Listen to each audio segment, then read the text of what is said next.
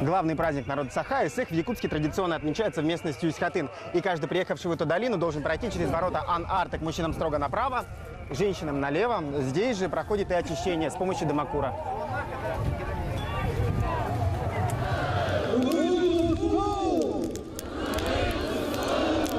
Ритуал поклонения огню и кумысопития проводит белый шаман в сопровождении юношей и девушек. Это для того, чтобы получить благословение высших сил – Алгыс.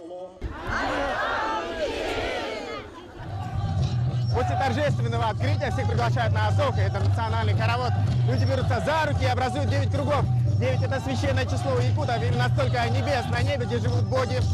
Люди танцуют и прославляют приход лета.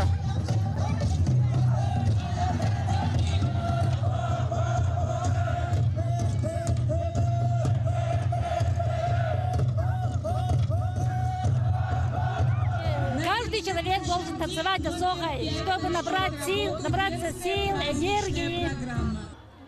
Одновременно здесь проходят сотни мероприятий, концерты, конкурсы, игры. И для того, чтобы гостям было легче ориентироваться, везде установили такие большие карты. Если их нет, то всем пришедшим дарят вот такие вот схемы.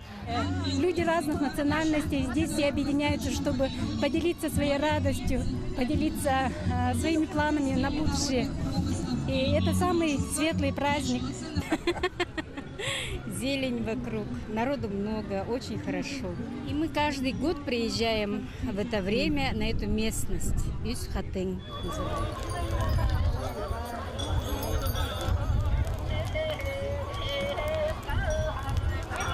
В этот праздник якуты благодарят верхние божества и просят их о помощи. Для этого нужно пройти специальный ритуал.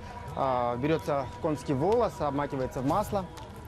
И перед тем, как жечь, нужно хорошенько подумать и загадать желание.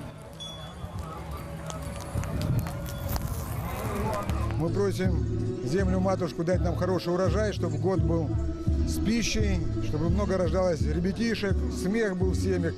Гуляния будут продолжаться еще 2 дня. Некоторые люди будут ночевать прямо здесь, в палатках, а другие специально приедут ночью на самый главный обряд – встречу солнца. Считается, что первые лучи очищают человека и заряжают его энергией на весь следующий год.